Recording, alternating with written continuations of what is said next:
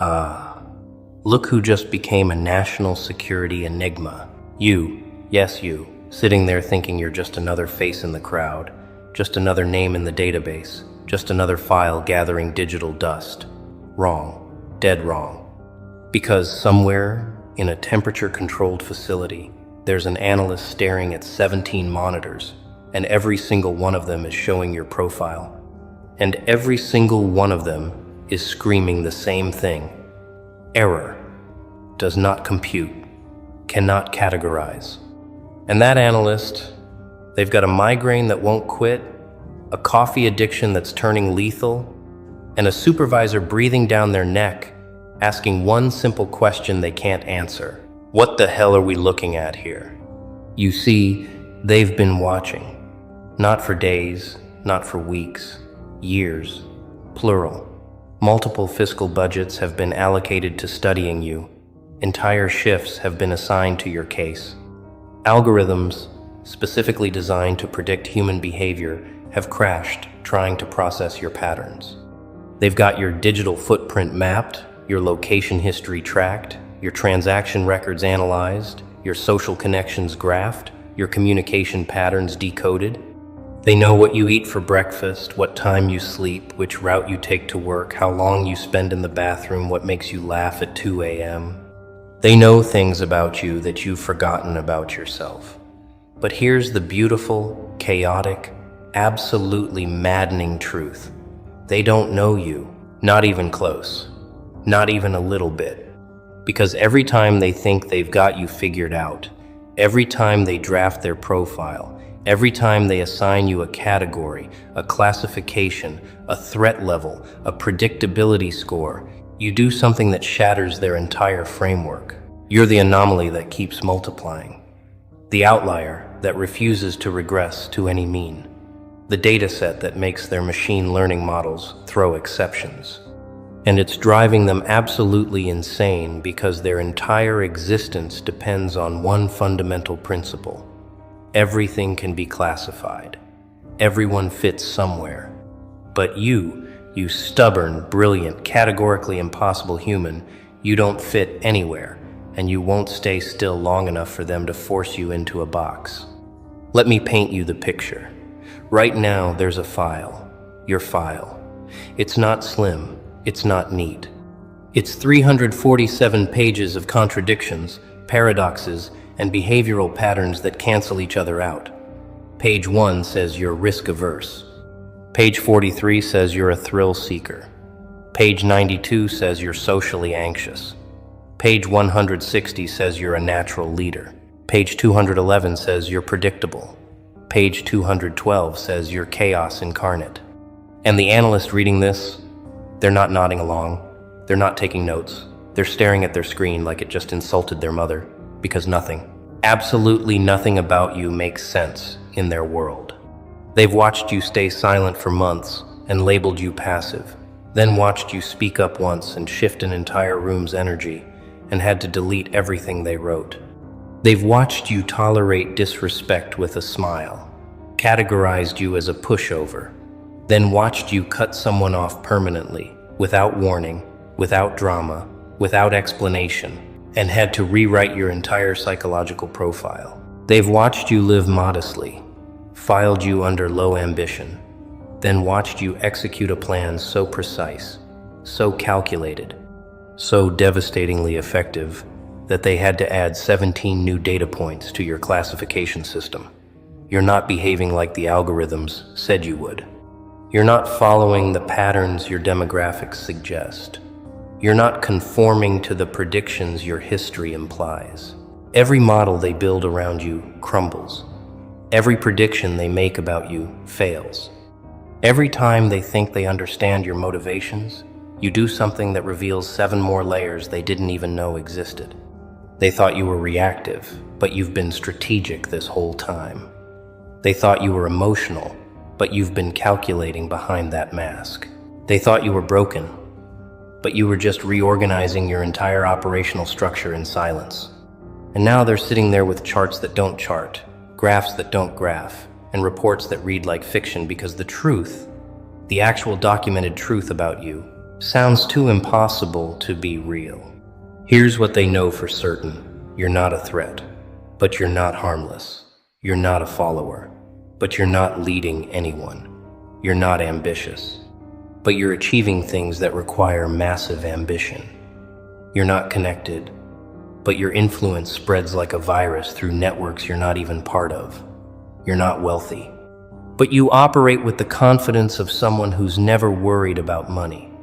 You're not educated in traditional ways, but you speak with an authority that makes experts second-guess themselves. You're not loud, but when you talk, rooms go quiet. You're not seeking attention, but you command it without trying. See the problem? Every single statement about you needs a but.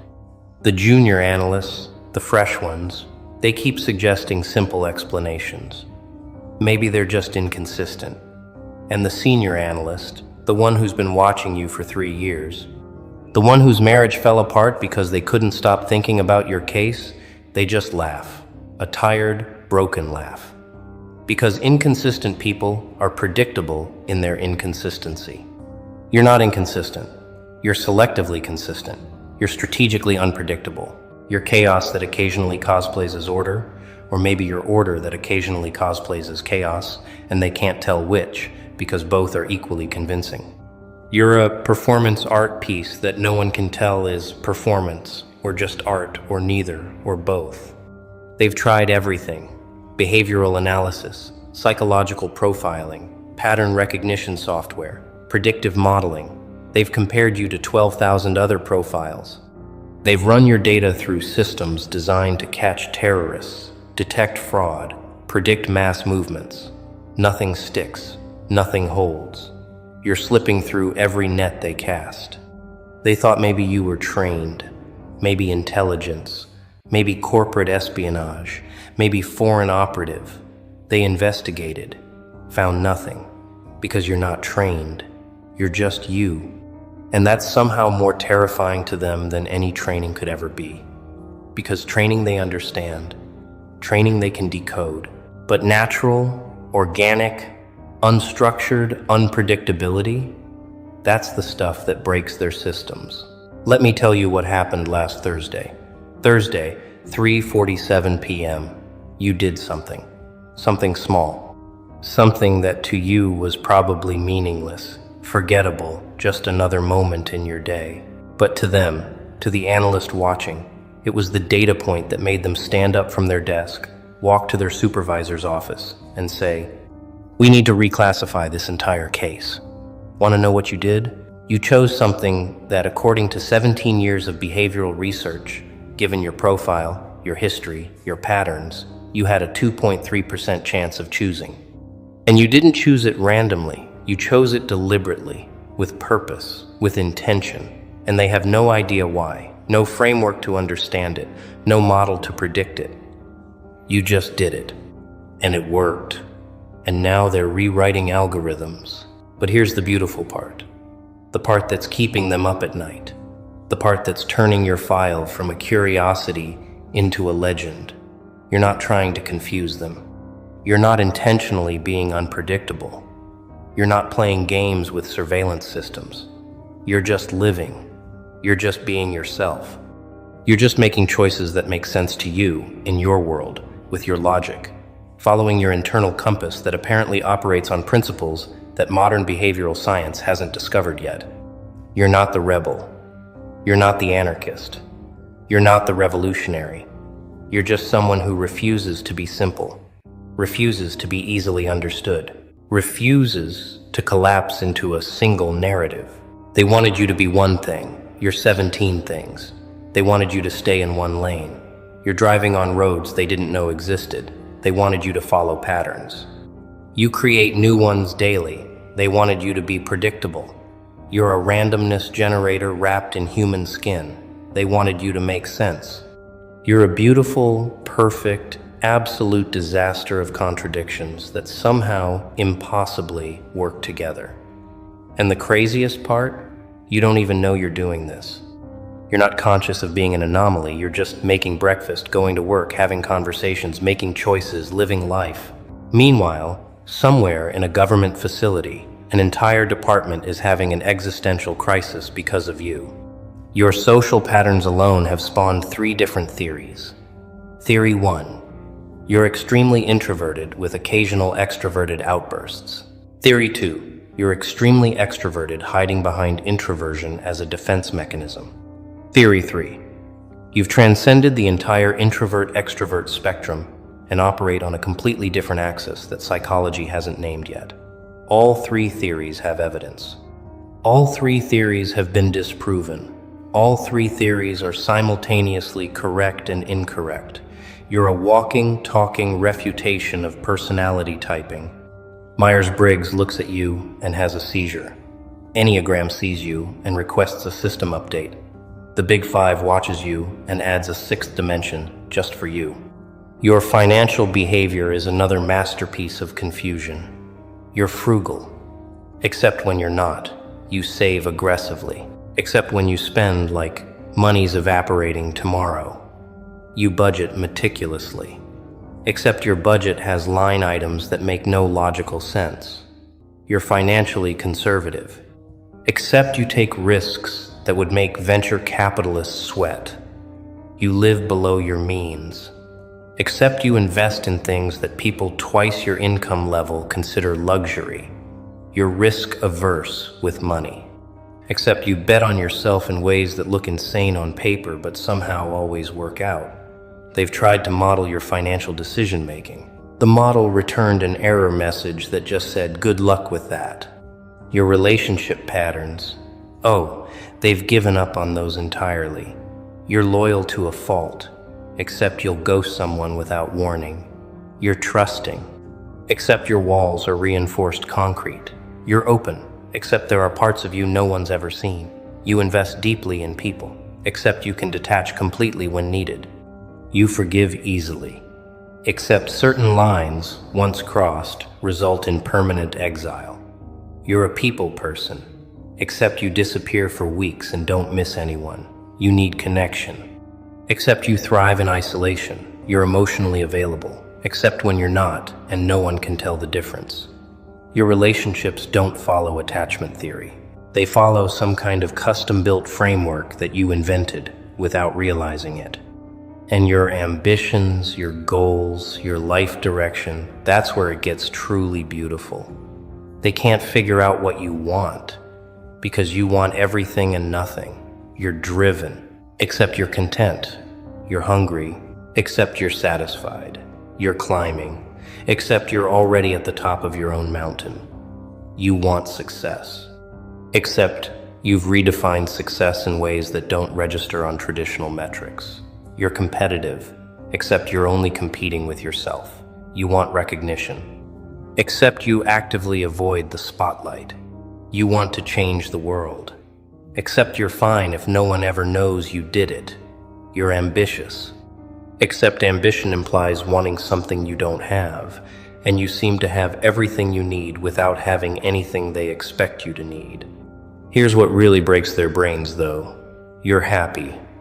Not fake happy, not performing happy, actually genuinely happy, or content, or at peace, or whatever you want to call that state, where someone isn't constantly chasing, seeking, needing, wanting more. And according to everything they know about human behavior, about motivation, about drive, about the hedonic treadmill, about social comparison, about status anxiety, you shouldn't be. Not with your circumstances, not with your challenges, not with your history, not with what you've been through. You should be restless. You should be dissatisfied. You should be trying to fill some void, but you're not. You're just existing in this state of okayness that their models say is impossible given your variables. They've documented 17 separate occasions where you should have broken, where the pressure was too much, where the odds were too bad, where any reasonable person would have quit, given up, walked away, collapsed. 17 times where their predictions said, system failure imminent, and 17 times where you just kept going, not dramatically, not heroically, just kept going, like it wasn't even hard. like you didn't even notice the mountain you were climbing. And each time, they had to add another footnote to your file. Subject continues to defy stress response predictions, which is their professional way of saying, we have no idea how this person is still functioning. Your communication style is another unsolved mystery. You're direct, except when you're cryptic. You say exactly what you mean, except your words have 7 layers of meaning. You're an open book, except no one can read the language it's written in. You overshare, except you've never revealed the important things. You're articulate, except sometimes you communicate more through silence than words. You're engaging in conversation, except half the time people leave conversations with you not sure what you actually said. You're honest, except your honesty is wrapped in metaphors that mean different things to different people. You're clear, except your clarity reveals how much depth was hiding under simple statements. And your decision-making process, the thing they watch most carefully because decisions reveal values, motivations, patterns. Your decisions are pure chaos dressed as logic. You use reason, except your reasoning includes variables they can't measure. You're analytical, except you factor in intuition like it's hard data. You weigh options carefully, except sometimes you just know and you move and it works. You're strategic, except your strategy includes elements of chance that somehow aren't chance. You plan ahead, except you're comfortable pivoting completely based on a feeling. You're systematic, except your system includes throwing out the system when it stops serving you. You follow a process, except the process is invisible to everyone but you. Let's talk about your resilience, because this is where they really lose their minds. Resilience they understand. Resilience has markers, coping mechanisms, support systems, recovery patterns. But you don't bounce back. You don't recover. You don't cope in recognizable ways. You just absorb impact and keep moving. Like you're made of some material that doesn't register damage the way it's supposed to. They've watched you experience loss, betrayal, failure, rejection, pain. All the things that should leave psychological markers, behavioral changes, defensive adaptations. And you came out of each experience different, yes, but not damaged, not hardened, not bitter, not defensive, just different. Like you metabolized the experience and integrated it without letting it define you. They're starting to suspect you're not playing the same game everyone else is playing, that you're operating from a completely different rule book, or no rule book, that you've somehow opted out of the systems that govern most human behavior without opting out of society itself. You're in the world, but not of it. You're participating, but not competing. You're connected, but not dependent. You're engaged, but not attached. You're present, but not imprisoned by the present. You're ambitious, but not desperate. You're successful, but not status-seeking. You're confident, but not arrogant. You're humble, but not self-deprecating. You're all these contradictions existing simultaneously without contradiction.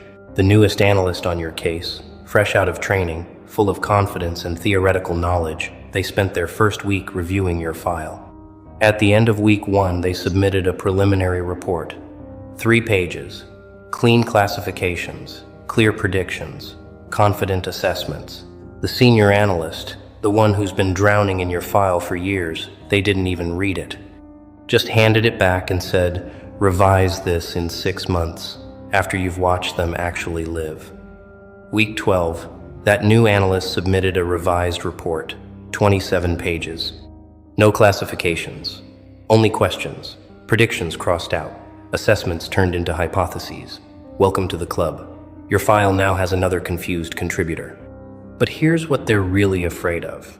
What keeps the senior analysts awake? What turns your file from interesting to important?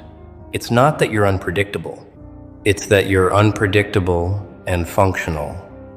Unpredictable and successful. Unpredictable and stable. Because their entire system is built on a premise. Predictability equals stability. If we can predict you, we can manage